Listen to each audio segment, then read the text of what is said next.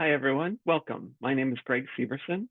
I am a birding guide that is based here in Minnesota. I live in Minneapolis. I do a lot of bird guiding up in Sax-Zimboag in Minnesota, especially in the winter. But I also lead international trips, including ones to Honduras. So that is what I'm going to present about here today. This presentation was originally given on November 14th, 2024 to the St. Paul Bird Alliance, but unfortunately the recording for that did not work. So I'm re-recording this now a couple weeks later so that it can be put up on the YouTube channel for the St. Paul Bird Alliance. So that's why you're seeing me here instead of at the presentation. But I will go ahead and share my screen here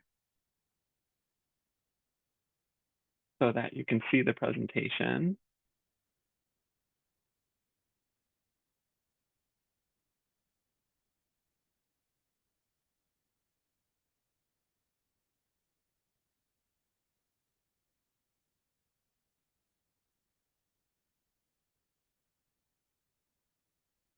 All right.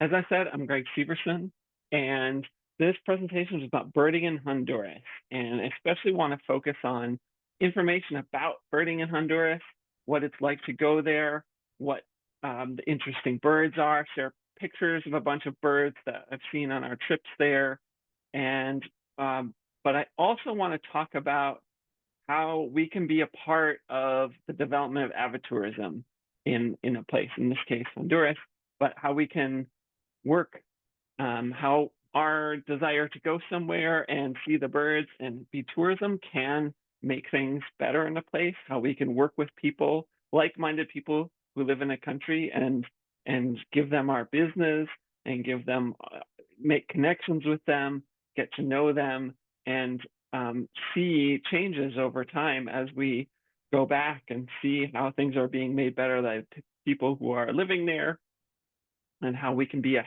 part of that.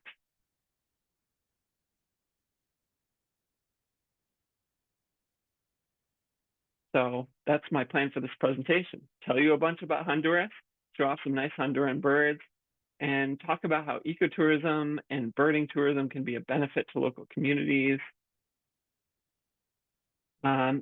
As I mentioned, there are changes. So we have been there twice, and the differences between are something I want to highlight. So places where we went and they took our feedback and said, hey, this is what we think, what we would like, what people who are coming to see birds would like, them making changes based on that. As we get to know it, like learning about different places, other places that could be good to go. And I want to introduce you to some of the people that we met who are there, and in general, just show how birding trips are more than just taking species off a list. They're a great way to experience a place, get to know the people, feel like you've really been there and made a connection to it.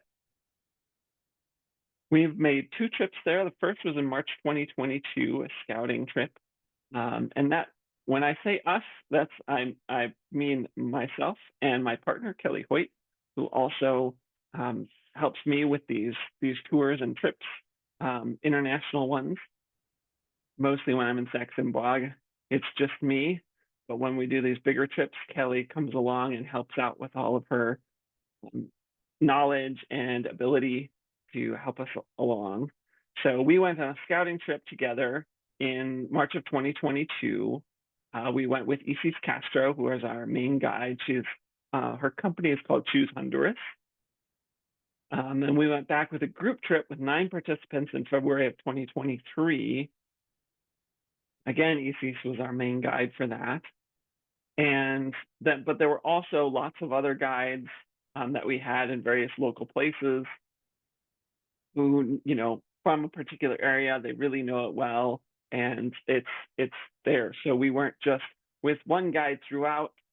Isis was there all the time, but then she also had local guides in particular spots. We were introduced to Isis through our local friend, Wilmer Fernandez. Many of you may know he lives in the Twin Cities area. He was born in Honduras, and he's a big birder, and he's always trying to get people to go to Honduras. And so he was a big proponent of that. He Isis is an expert on ecotourism development. She knows people all over the industry. She really knows how things go. She has only recently really come to being a bird guide. She spent the first couple decades of her career really being a more behind the scenes person who helps with logistics, who helps with development, who comes up with development plans for places, who shows how people are, shows how to develop for ecotourism. And so she really knows the back end of it really, really well. And that is something that was a great benefit to us because she knows all these people, knows places to go. She knows places that are trying to break into ecotourism, trying to get people to come in. We also had many local guides. Just about every location we visited, there was a local guide there to show us around. As I mentioned, Wilmer was one who was a big proponent of saying, hey, you should go to Honduras. It's a great country, lots of great birds, lots of great birding locations. So that's one of the things that first put it on my map.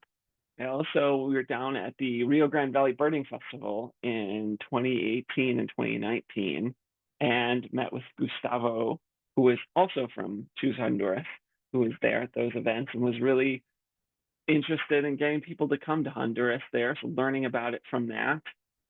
Honduras is in Central America, and it's in the middle of Central America, and that gives it a unique position in that in Honduras you can find birds that are both endemic to northern Central America and southern Central America, which is a really cool thing that you can just go a little bit, basically across a large valley, more or less, and get birds that are from different ends of Central America. And Central America has a ton of birds, but in particular, those ones that are only in Central America. And in Honduras, you can get a lot of them from each end. Honduras is also a place that is not like, for instance, Costa Rica. The ecotourism is not super developed yet. There's not a ton of ecotourism. It's not really developed. It's not, and so it's up and coming. Things are developing. Things are getting better, but they also need support when you're trying to start with ecotourism. You need people to come. So then, being a part of that, the upward trajectory for the ecotourism in Honduras. Honduras is relatively unvisited compared to some of the other places around Central America. So there's not as many people who've been there. In general, we feel like the political situation is on the upswing. Many of you may have heard about problems in Honduras, things like that, but it seems like they're on the upswing. Things are getting better. In particular, they had a election a couple of years ago. They got their first woman president, and it's not like all the problems in Honduras are solved or anything, but it does seem to be getting better. When we were there, people were pretty excited that they were going to have appointments that were for people from the industry. In particular, people we were talking to were interested in the tourism people in the government, and the Minister of Tourism was being appointed with someone who was actually from that industry. So that's pretty exciting. Someone who's really from the industry, not a political appointment that was coming in. So that seems like a pretty exciting development, and how things are in general sort of seem to be getting better. This is from a screenshot from the trip report from our trip, the eBird trip report from our 2023 trip. So it gives you kind of a sense all the locations on there that we went. We are centered around San Pedro Sula. So San Pedro Sula is where we flew into, and it's the business center of Honduras. So that's the airport we flew into, and it's conveniently located to the three areas we went, which is the North Coast up near La Ceiba and Tela, and the Lake Yohoa region, as well as Copan in the west, almost on the Guatemala border, where the Mayan ruins are. As you can see, we saw 244 species on that trip. So quite a good list of species for a 10 or 11 day trip. For field guides in Honduras, there's a variety of options. There is a guide that's just for Honduras by Robert Gallardo. And he also wrote a guide to the butterflies of Honduras. But that development of that book was a really important thing for the birding community in Honduras because it is available in English and Spanish. And when it came out, apparently it got quite a bit of domestic media coverage and really helped to foster the domestic birding community in Honduras. There's also an excellent field guide to all of Central America by Valerian Dyer that has really excellent illustrations and good stuff, but it goes beyond Honduras. So as you're using it, you have to sort of sort through, okay, which are the birds I might see in Honduras and which ones aren't. And then there also is the Fagan and Komar book, the Peterson Field Guide to the Birds of Northern Central America, which is just Honduras and north in Central America. That one's a much smaller book, so it's easy to carry around with you. And of course, the Merlin app, which has a pack for Honduras, all the birds of Honduras. It's got information about the birds, but also has bird calls, which is really great. You'll be able to listen to those bird calls. Just to let you know, my setup is we have binoculars with us all the time. Kelly's got a Nikon Monarch 7. I've got a Zeiss Conquest HD. I also have a Nikon P900 Super Zoom camera, which is a small, lightweight camera, but it really has a lot of zoom, takes pretty good pictures. Got some weaknesses as a super zoom and being so small, but I like it a lot. I did not bring a scope when we went. The guides there have scopes, and we relied on them for when scope was important or beneficial, that we would use the guides that were down there so we didn't have to schlep it down and back. So we started on the north coast and went to various locations along there. So this is along the Caribbean Sea, and there are areas that are really coastal mangroves, but then there's a flat plain and then mountains come up. Honduras is a very mountainous country, most mountainous country in Central America. And so after that plain, then there's a high mountain range there. So you get a lot of diversity of habitats in a fairly short period there along the north coast. First location I'll talk about is Lancetilla Botanical Garden. It's perhaps the largest botanical gardens in Latin America. It is very, very large. When I was trying to verify if it is in fact the largest, it was a little hard to get good data. So that's why I put perhaps there, but it's very likely the largest botanical gardens in Latin America. There are different areas of the botanic gardens. There's preserved natural forest. There's also an arboretum with plantings from around the world. There are experimental plantations. Much of it you can't go to. It's so big, but there's lots of areas that is open to the public and that have really great birding. Here's a great antshrike that we saw there and a pale-billed woodpecker. This is our field breakfast at Lancetilla. So we were birding along the entrance road to Lancetilla, and we started early so we could do a little birding early in the morning, but then wanted breakfast. So ECs arranged for us to have a field breakfast. You can see here some fruit and tortillas and juice, and people really liked it. So it was quite delicious. And it's fun to be out there and having your breakfast right where all the birds are. So that's a fun thing we were able to do at Lancetilla. Along the entrance road, there is a big nest tree for Montezuma oropendulas. So that tree here on the left, it's all on its own. All those big things you can see hanging down are nests.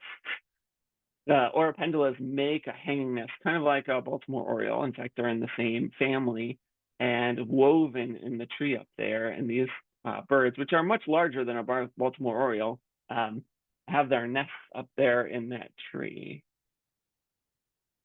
Steel-billed toucan.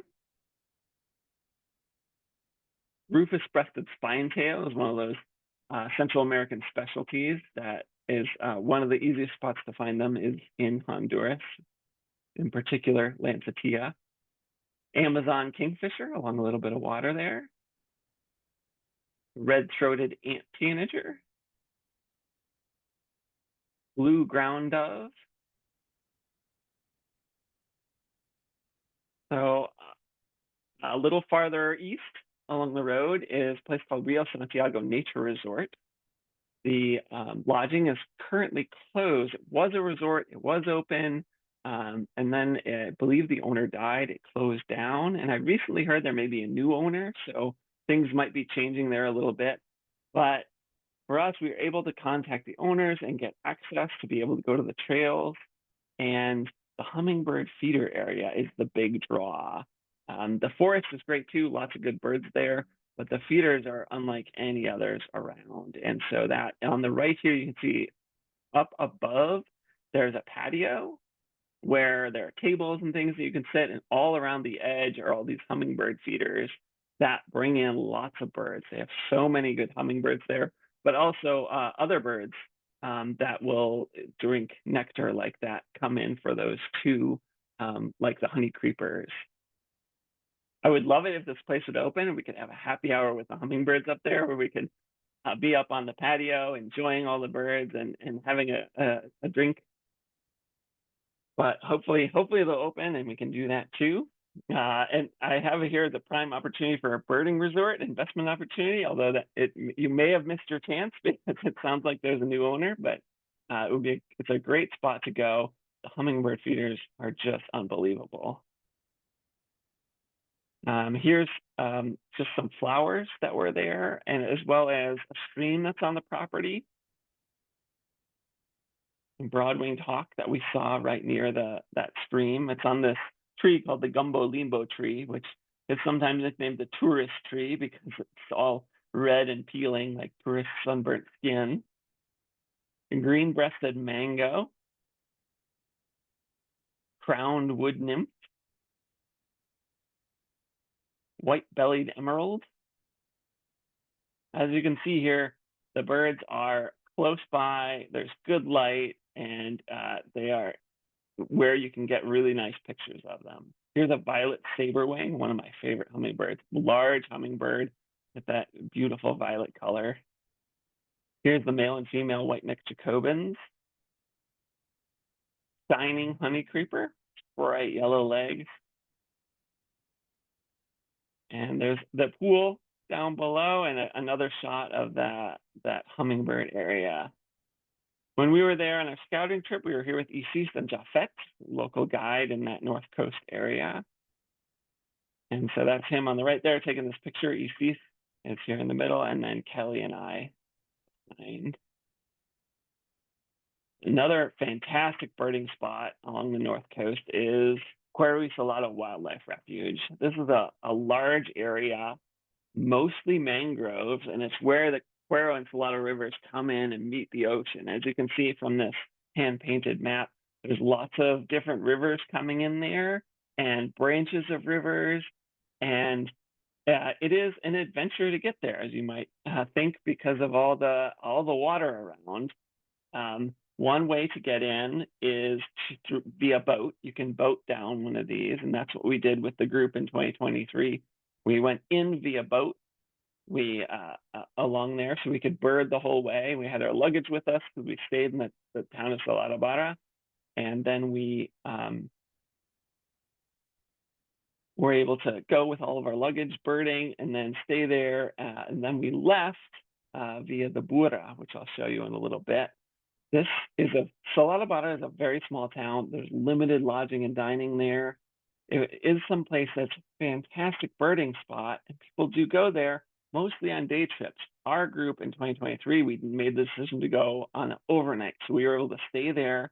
We stayed in what they call an eco hostel, which is fairly rustic accommodations. Nice, your needs are met, but it is a little more like a hostel than like a fancy hotel.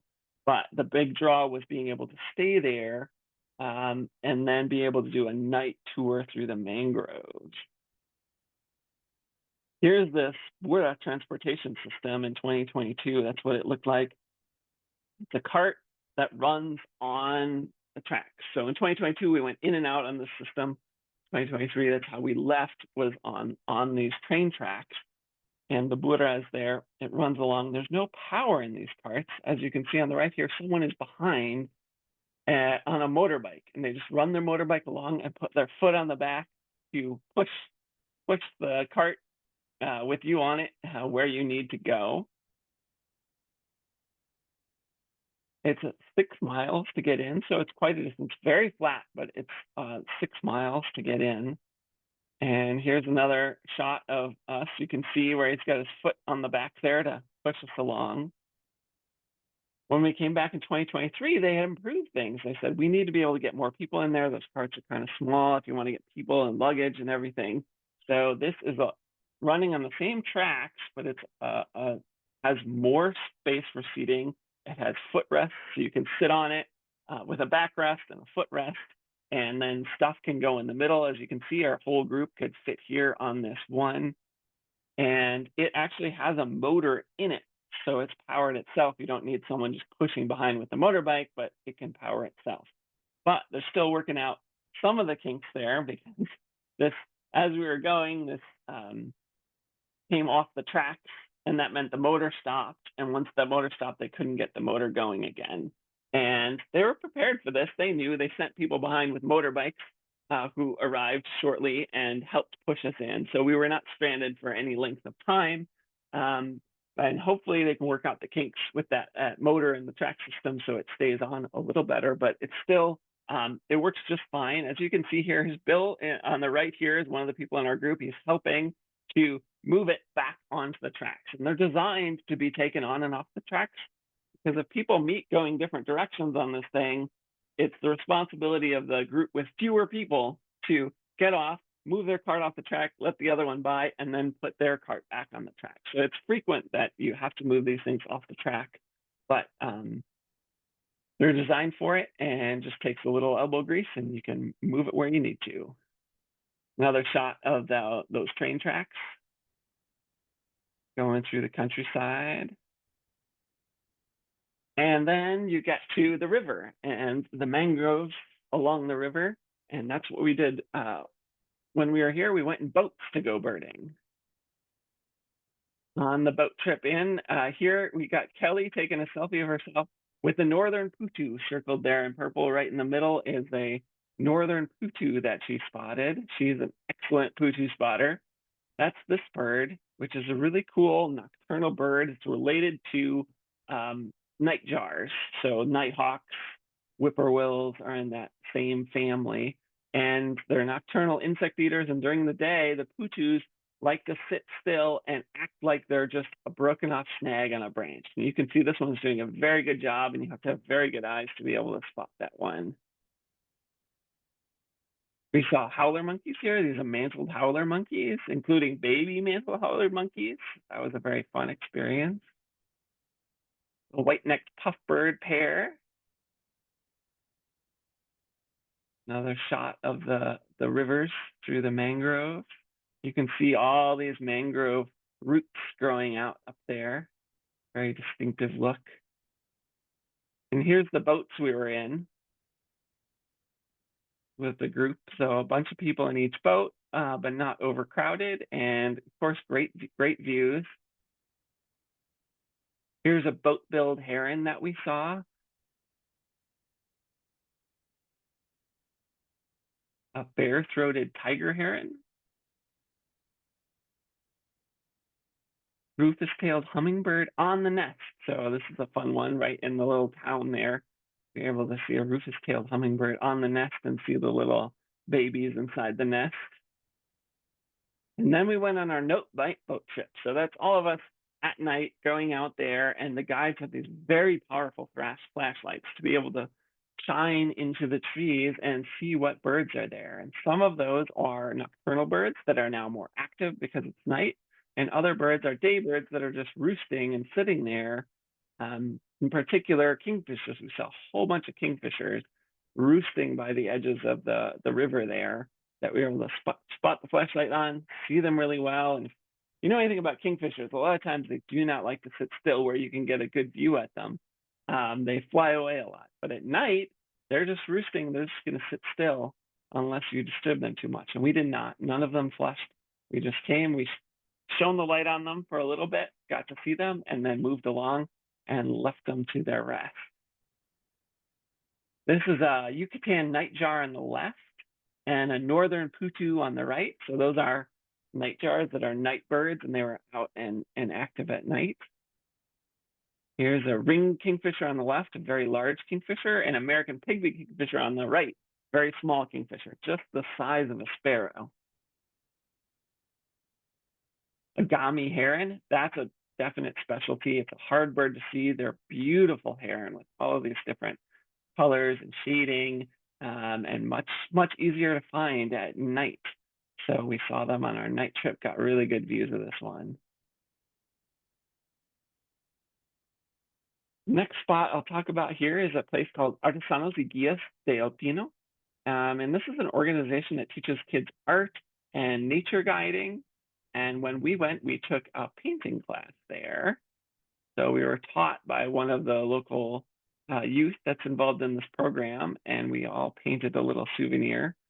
But as you can see, when we went to the location with a group of artists, they have done art on pretty much every imaginable surface. So the whole wall here is covered in a big mural. You can see on the right, this is Efrain, who I believe is the founder of this facility. But also you got the toucan and the owl there on the right. And there is art for sale inside, art that's done by these youth that you can buy. Much of it is bird art, but also other things, landscapes and townscapes and things like that.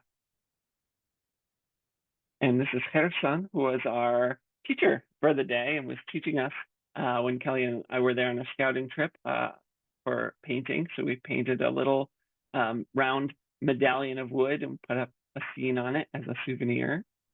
And here we were doing a similar thing, a different scene, a waterfall scene this time, but with the group. The Lodge of Pico Bonito is one of the highlights of birding in Honduras. It's probably the premier birding lodge. It gets a lot of people in there. They have great trails. They have a birding tower. They are known for being one of the best spots in the world to see the lovely Caatinga, which is a beautiful bird, and that's very hard to see. They love the treetops, so that's where the tower can come in real handy. It is a fairly fancy place. It's also known as the Lodge and Spa at Pico Bonito. So there are people who go there not for birding, but for the luxurious rainforest experience. Here's some photos of the lodging there. These cabins that will have 1 or 2 units for each one. Black-throated trogon species we saw there. This is the tower that you can go up to get a view over the top of the canopy. This is a great putu. It's related to that northern putu, but much bigger. It's almost owl-like in shape because it's big and rounder. This one was roosting way up high in the trees. As you can see, this is us looking at it, trying to get pictures of it. When you see the scopes and the cameras are all pointed pretty upright. Red-capped manakin on the left and white-collared manakin female on the right. So different species of manakins. They're cool little birds that have very elaborate display leks, where the males display for the females. Here's another view of the Montezuma oripendula that we saw the nest tree of earlier.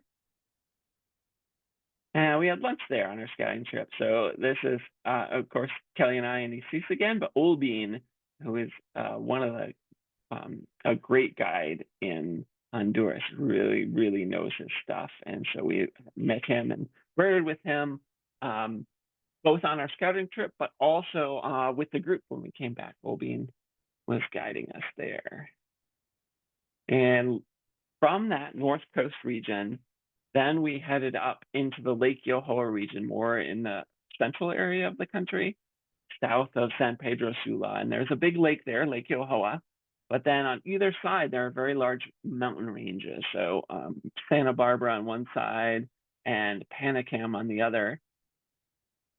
And then a bunch of locations in there that I'll get to sort of in between, where you're not all the way up on the mountain, but a little bit lower down.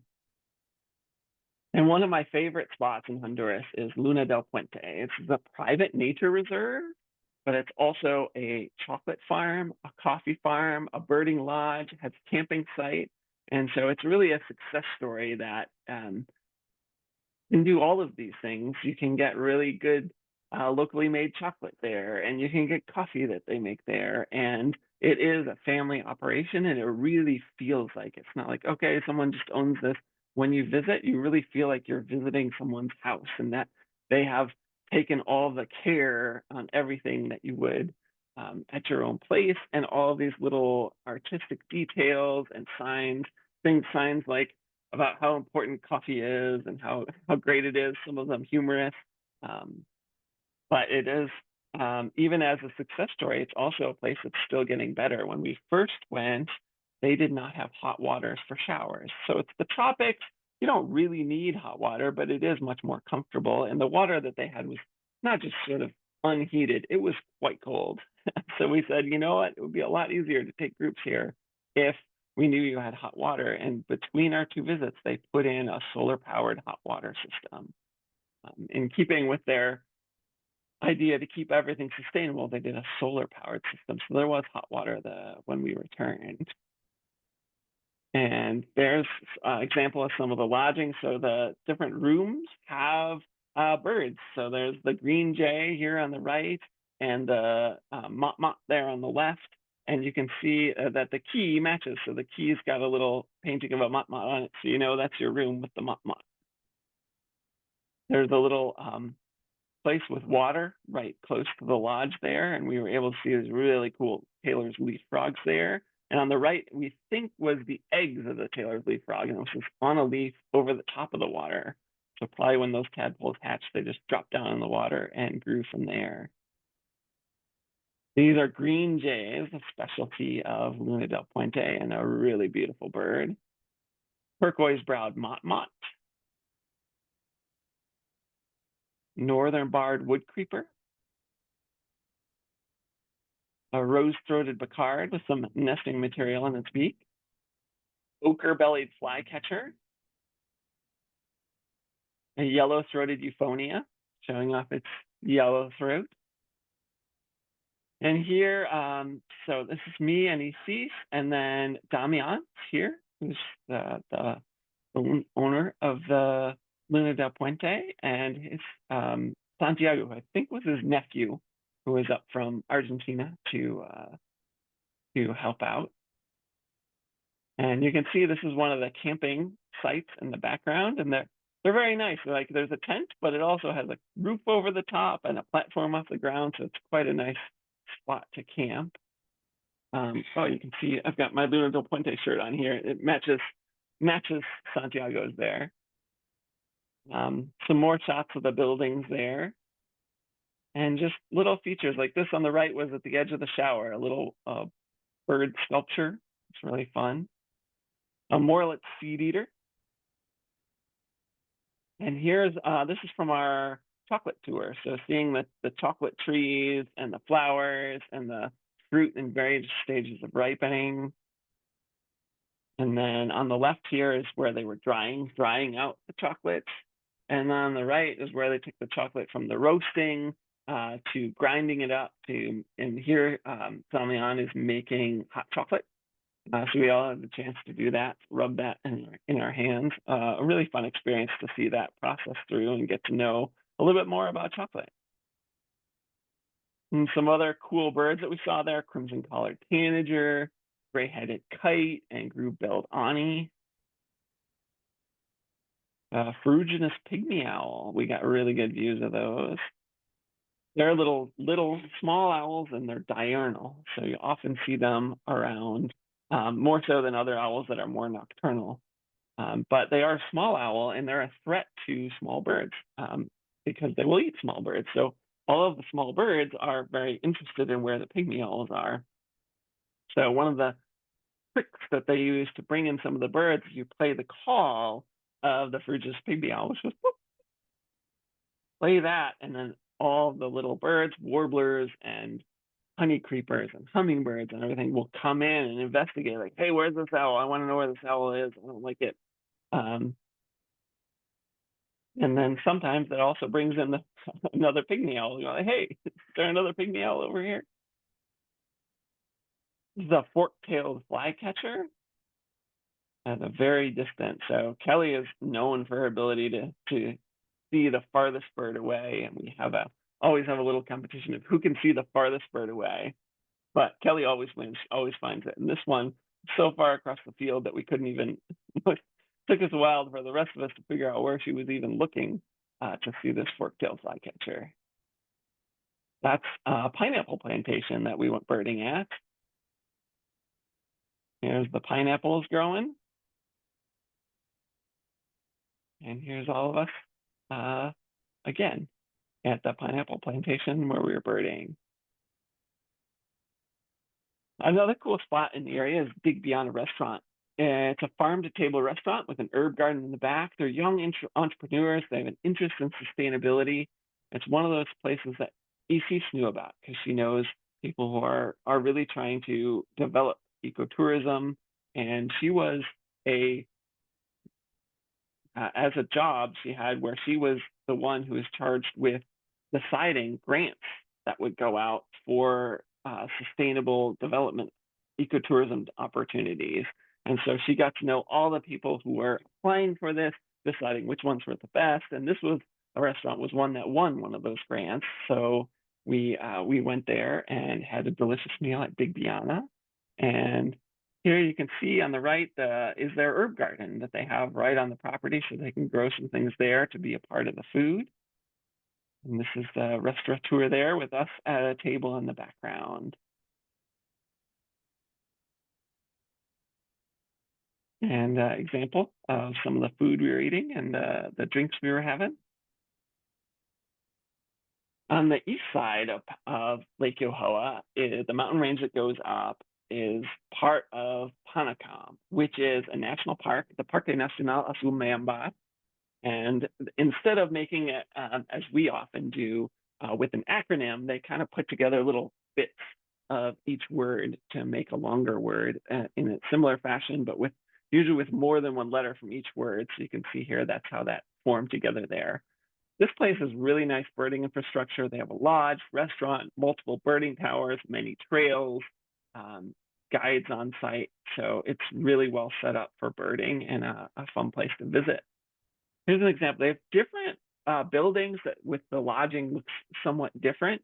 This is Los Vencejos, the Swiss, and that's where we stayed, Kelly and I, when we were there for one night, overlooking the valley, a really, really cool spot. This is the dining from the dining area. And then there's a little bit of lawn out there, some hummingbird feeders, and then you can see out over the valley and out to the lake. And they, of course, have bird art too. So here's me with some painting of a mott. And this is our group with D-Day, who is talking to us about Panacam and the birds there and showing us what's going on the map.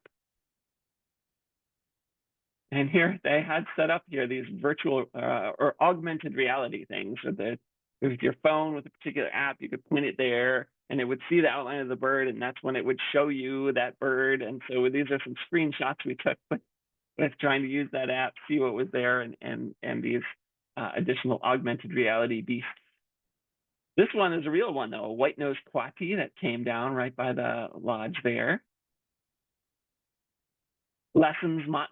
So Honduras has more species of mott than any other country in the world, and Lessons mott is one of the ones that you see the most frequently. Lessons and turquoise browed are kind of all over, and then there's other ones that are in more smaller locales, like toady mott, blue-throated mott. This is the chestnut-headed orapendula,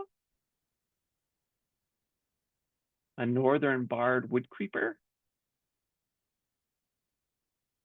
keel-billed mott. So it's specialty of Panacam is this keel-billed mott, and a specialty of Honduras, really. It's really one of the best spots to see it.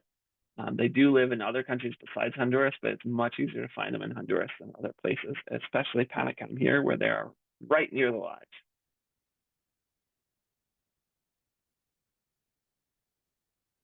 This is a broad-winged hawk. and it's got a big cicada or something like that it's eating there. This is a view from one of the towers. You can see that's Kelly, and then there's the lake behind. And one of the awesome things about these towers is they get you up in the canopy. And there are many species in the tropical forest that will only live up in the canopy. And this is one of them, mistletoe tyrannulet, the small bird. And they tend to be fairly hard to see, but that's largely because they spend their whole lives at the top of the canopy. They don't come low down where we're working on the forest floor. But if you get a birding tower, so both times that we've been up the tower at Panicum, we've seen the mistletoe tyrannulet right there. Swallow-tailed kite that flew over, really unique and awesome, great species. Nearby is a place that we call El Rancho. And El Rancho is the name of a restaurant and Airbnb or bed and breakfast that is there. The main draw for us for going was to see the Honduran emerald. So that's a hummingbird species that is endemic to Honduras. You can only find it in the country of Honduras. It was only fairly recently discovered, sometime in the last decade, maybe even less, that it was discovered that you could see the Honduran emerald in this area. And the person that discovered that was the person who owns this hotel and restaurant. So that was cool that they were able to find this bird, see it was there, and now we can come and see it and patronize their hotel and restaurant. And bird lovers there, so you can see all of the bird art on the walls. And here's the Honduran emerald, the famous bird, really cool with all those different greens and emerald colors throughout it. And that's Alex, who is the owner of El Rancho. Yellow-tailed oriole was also there. Turquoise-browed motmot. Dusky-capped flycatcher. Fundación Ale is something that's been a part of both of our trips. And what it is, I found out about it from Wilmer because he is he's involved in it quite a bit. He goes down and does things with them there. He's trying to get birding to be a part of their curriculum and what they offer, and trying to expose the kids to nature and bird watching. The foundation, and sort of the easiest way to describe it, is an orphanage, but it's not completely accurate.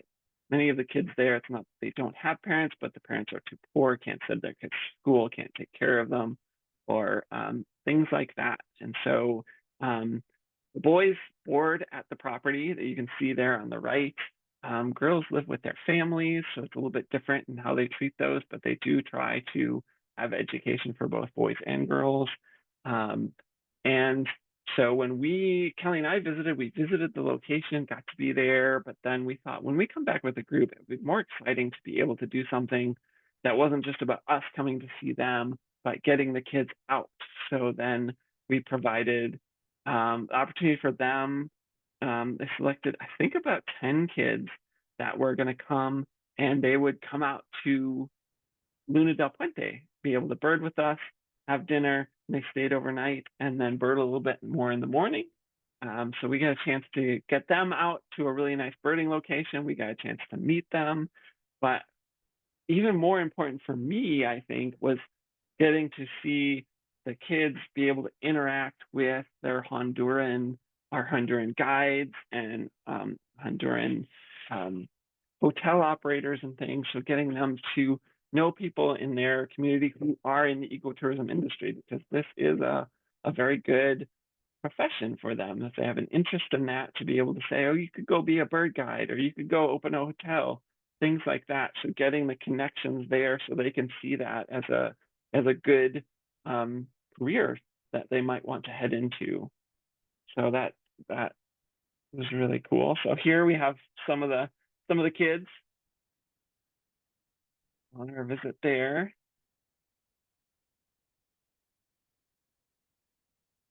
And then here in 2023, this is at Luna del Puente. So all of us having dinner at their spot at Luna del Puente, and all the kids and us just mixing it up, talking to each other.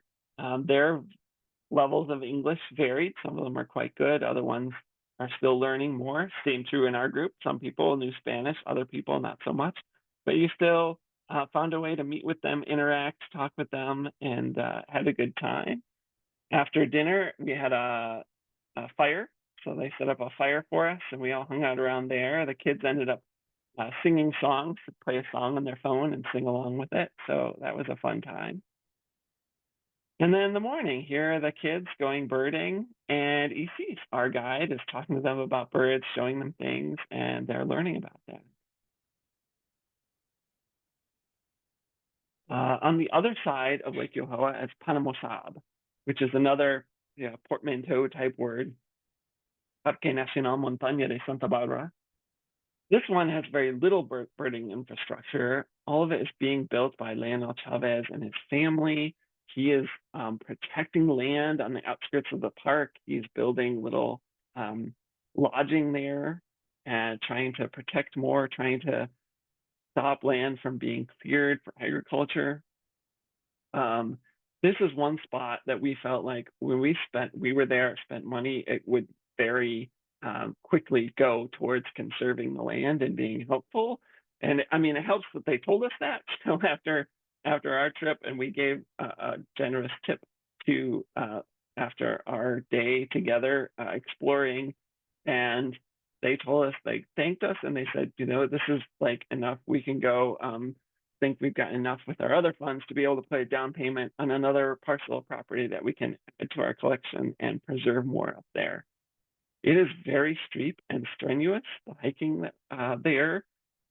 So we elected not to go with the group, put it on the itinerary for the group because it is so steep up there in the cloud forest. Here you've got a view of the lake from the cabins that they have up there, and they're primitive rustic cabins. There's no hot water. There's a very beautiful view, and you feel like you're way up in the clouds. And there's Leonel, and he's talking to us about the plants and the garden that he's setting up. He had a hummingbird garden that he had planted in there, in amongst the trees that he preserved. There's a very large katydid in this air plant here that we got a close up for you. And one of the days we were up there, it was so foggy. Like the cloud forest was living up to its name. We were in the clouds, and it was hard getting visibility very far. But we did see some cool birds, a green-throated mountain gem here on the left, common chloraspingus on the right. The Hawaiian-throated hummingbird is a specialty of that high elevation cloud forest there, that's up there on the left with that gorget flared out. Slate-throated redstart, the very famous resplendent quetzal they have there with the male with the meter-long tail feathers. And a slate-collared solitaire on the right with a beautiful song. And when we were up there, we had hiked up and thought it was so far and so strenuous. But Heribert, Leonel's son, he brought us up lunch halfway through the day and hiked it up in no time flat. So they're so fit and used to hiking those trails all the time that they were able to deliver us a nice warm lunch. Then we went up a little farther and just right into the clouds. So here is what you can see. That bird was no more than 10 feet away. The fog was so dense that you could barely see. That is a rufous-collared sparrow. Here's another shot of that wine-throated hummingbird through the mist. And here you can see a sign that we really liked. It says, "En esta finca somos amigos del jaguar."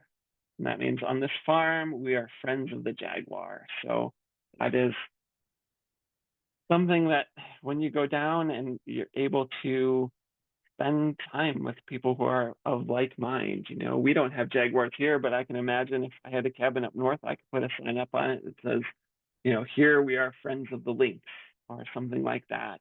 And just getting a chance to meet and interact with people from another part of the world but who have a same love of wilderness and wildlife.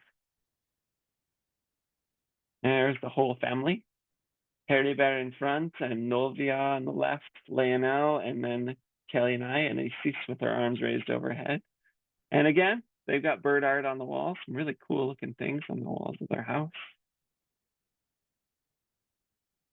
And then we went down to the actual lake of Lake Yoho. Went down to the lake and got to see some more of the water birds. We went with a group on a boat tour out on the lake. Boat tour is always a fun way to bird. Fulvous whistling duck here on the left, snail kite on the right. They're raptors and they're specialized to eat snails. You can see that really long hooked bill for eating the large snails that they have down there. A lot of snail kites on that lake. Here I got some flight shots as they're flying around looking for those snails.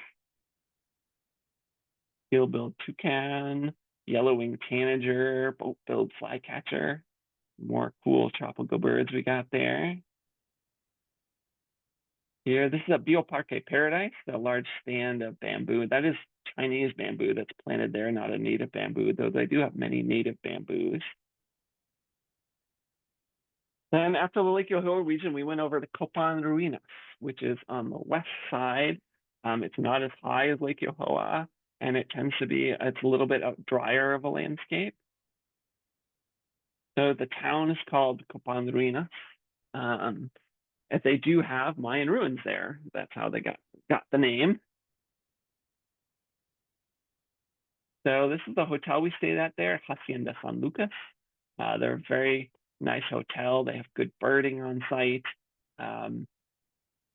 They have hiking trails around, a small archaeological site. They have this deck with stunning views overlooking the valley. I wanted to mention here, when we went in 2023, we had someone on the trip who used a wheelchair. And when deciding whether they were going to come, we were trying to get them all the information they needed. And so we were reaching out to the hotels, mostly ECs, I should say, is reaching out to them and trying to get and gather information. And she knows some of it herself, but you want, usually with someone with a disability, you want them to be able to see so they can evaluate in terms of what their abilities are, whether things will work for them or not. And so stairs were an issue. In this place, when we asked about that, they sent us a video where they took a video with their phone from the parking lot and walking through the property to the most accessible room, stairs wise, and then down to the dining area. So we could share that with a potential participant and say, hey, do you think this is work? Is this too uneven? Is this too much? And he was able to do a limited amount of stairs, so that the couple stairs that there were to get down to the dining area were fine, but we would have found ways to work around that if not. So it was a really great, just the level of service that you get asking about this. It wasn't just a pat answer. It was like, oh, we'll go above and beyond and get you that. When we got there in 2022, we were sitting above the parking lot, or sitting in the parking lot, looking up above it, and we just almost thought it was fake. Seeing this huge scarlet macaw up in the tree, but they've been reintroducing scarlet macaws to this area, and to do that, they are putting out nest boxes. And scarlet macaw is so big, you can't put out just a little wooden nest box, so they have these big plastic drums for the nest boxes for these birds. And there was one right above the parking lot area there. There's also one that was right above the deck overlooking the valley. So it was really cool to see those birds. I'll tell a little bit about that later when we talk about Macaw Mountain. The scarlet macaw is the national bird of Honduras, so it's very important to them, and it's on the currency. Here is a sign about the birds of the area, and the person who made it is Yobani, who was our guide when we're there, and is someone who's worked with ECs for a long time.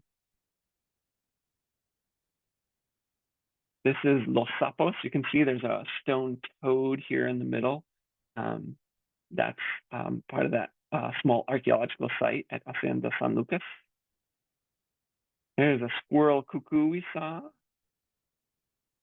And there's where we're having some lunch out on the lawn.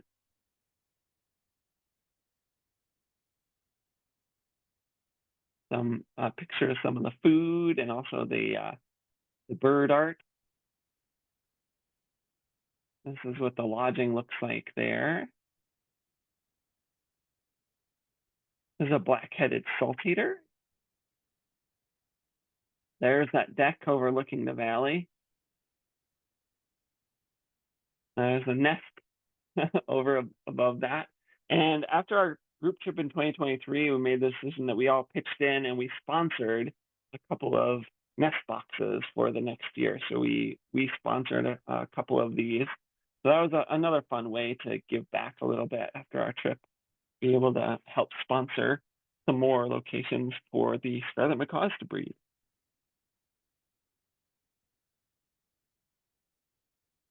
So white-throated magpie jay, a scarlet macaw, Altamira oriole. There's our group having our margaritas with the macaws. That was one of our last nights there. We all got together, had a few drinks, and enjoyed the scenery and the birds and each other's company. We went to Macaw Mountain, which is a rehabilitation and breeding center for scarlet macaws. This started as just a rescue organization out of Roatan, which is one of the islands in the Caribbean. It's part of Honduras, but is very touristy, has a lot of ex-Americans that have moved there. But people get macaws and don't realize that they live a really long time. And so if you're an older person, you get a macaw, you have to have a plan for it because it's going to outlive you. So Macaw Mountain started there as a rescue, but then they decided they needed more space. The land was expensive out on the island. Then they were interested in not just being a rescue, but they were trying to reintroduce scarlet macaws into the wild because they are gone from so many areas. And one of the major threats for them is trapping. People trap them to bring them to be pets. And so trying to reverse that and take the pets and breed macaws and release them into the wild and be a part of that. So they have they are a breeding facility and they have exhibits about what they're doing there and what it takes. Have to incubate the eggs, hatch them, feed them, like all that it takes to be able to, the stages to get those macaws through in order to have them released into the wild. There's actual eggs being incubated that we could see.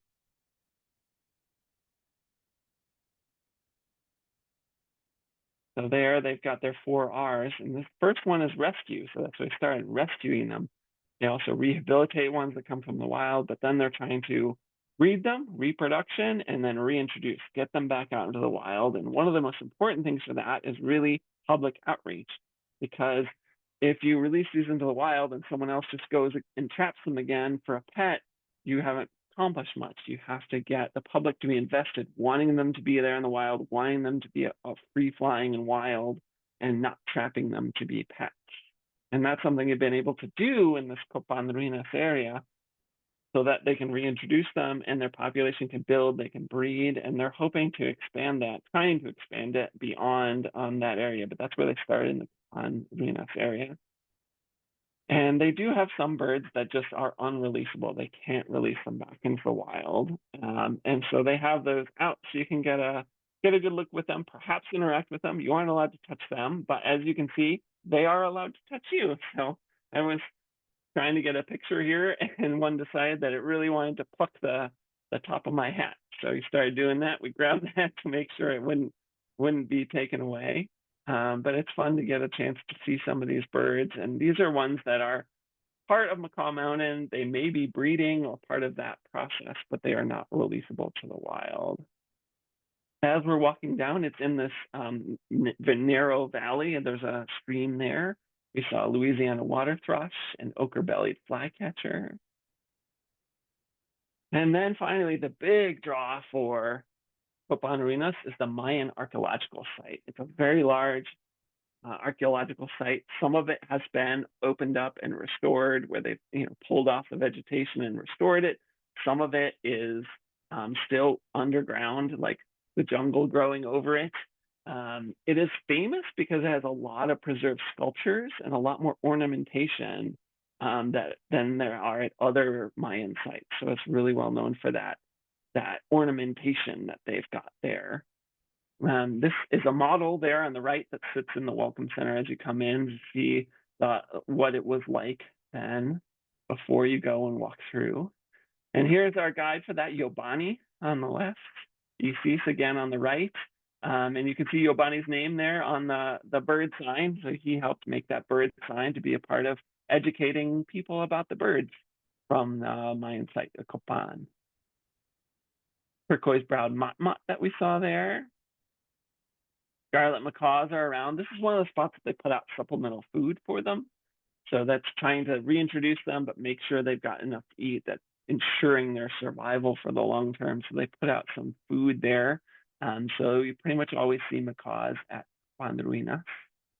Here are some of the Mayan ruins that have not been excavated and restored yet. Just plants growing over on the top, and they look like a mound.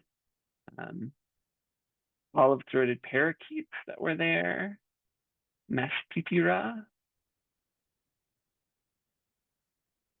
And here's Yobani telling us about the history and archaeology at the Mayan site. And again, him on the right with some of that sculptures and ornamentation. And you can see the ruins here behind us. These are some of the more restored ruins. But we're also looking up in the trees. We're trying to find, I think it's green parakeets there. That's the best spot in Honduras to find those green parakeets. More ornamentation. And here's the more of the ruins, kind of a plaza area. And here we are up on top of the ruins. So you can climb up on these and looking down, and you maybe can't see it here, but this is one of the bills, the Honduran currency, Kelly's holding up, and on the back of it is this scene that we're looking at here, that they have depicted on their currency. So a very famous site in Honduras, famous enough to put on the money.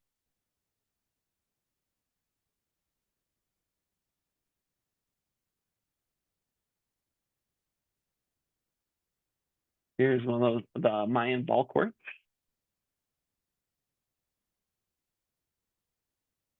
And then after going through the archaeological site, then we went to the museum. And so this, it was a very interesting museum, a lot of good info there. But then in the middle there, you can see it's open to the air and sun, but this is a reconstruction of part of the Mayan ruins. But then they colored it. So because in Mayan times, it wasn't just stone, like they put coloring, paint of a sort on it. And so seeing it the way it would have looked when they were there was very interesting, because we just think of it, a lot like Roman ruins or Greek ruins, was like, oh, it's just all gray rock. Well, no, it was colorful for them, but that part has just faded much more quickly than the stone. But then the museum, all around the outside on the edges, there's lots of other things. And so it was an interesting open air experience, but then everything except for this main center thing was out of the way of the rain or other things along the side. But it still kind of felt like you were outside. So that's the presentation about our Honduras trips, our Honduras experiences. This is obviously not a live recording anymore, so I can't ask you questions or comments, but you're happy to have you contact me. And here is, we're running another trip in just under a year, in November of 2025. The itinerary will take you to many of the places we've talked about here. We're making some tweaks here and there, and things change over time. But that is is what we're looking at for November 8th to 18th, 2025. We don't have a final cost yet, so we're still figuring out all of the exact details of where we're going to stay and things like that. But we would love to have you along with. We have, as I've talked about, we've got great guides. Isis is wonderful. She really knows her stuff, and she is a logistics expert. She's very good at figuring out where we go, how to get there, how to get everyone with their lodgings, getting food that they need. She works well with dietary restrictions and disabilities, anything like that. She is just phenomenal at making things happen and making the trip work and making everyone feel really well cared for and happy. So I've just been very pleased to be working with Isis on this. And all of the participants on our trip love Isis. So I can tell you that she is a big part of our Honduras trip, and why it's so great is that she's our main guide there. But of course, there are plenty of, as we talked about, additional local guides. The group size is 6 to 10 participants. And of course, there are guides with. Kelly and I will be there in Isis, plus the additional local guides. We do things like pre-trip support. We have a packing list, info about the birds that you can expect to see by location. We'll have chats and meetings to get everyone what they need to know about the trip and get to know each other a little bit. Generally, it's lodging in double occupancy rooms. We do have a single supplement if you're someone who's coming along who does not have a roommate or does not want a roommate, then we can just single supplement so you can have your own room. And we can generally be able to do that. Sometimes there are locations that might require us to go together, but I think we'll probably won't have that on this trip, but we'll see. It includes all the meals. We have a private bus. I should have included a picture of that bus, but it's really nice. It's not squished. There's plenty of room. Some people were sitting together where there's two people in a bench seat, but some people had a bench seat to themselves. There's plenty of spot for gear. If you're someone who has a big camera or something, there's space to be able to have it there and not feel like you're burdened with it or can't have your stuff with you. Our fee also includes entrance fee for all the places, all the activities that we mentioned. Basically, you need to have extra money for other things, souvenirs you want to bring home, alcoholic beverages, tips for the guides, and travel insurance, which we recommend. Always nice to have travel insurance, so if anything goes wrong, you can be financially taken care of. But there is a little bit just in the price of getting into Honduras that's part of your, it's charged by the airlines, I believe. As you come in, there is a bit of travel insurance and tourist assistance that are included, which is kind of a nice feature of traveling to Honduras. They've thought about that, thought it was important enough, and sort of just built it into everyone coming there. And so here I've got contact information for contacting me. Email, phone number, my website. You can find more information about this and the trip. Also, I put up information for Isis if you want to contact her. I got her name, email, phone number, and website as well for getting to know her. And I think that's where I'll wrap it up here. Thanks so much for watching this presentation. We would love to have you on Honduras. It's going to be a great trip. And November is a great time to get out. It's when all the days are getting shorter, and it's very exciting to go someplace that's warm and has sun, and the days are getting ever so slightly shorter, but it's tropics, so you barely notice it. So please get in touch with me, send me a text, or give me a call, or send an email to get in touch about coming with us in 2025 to Honduras.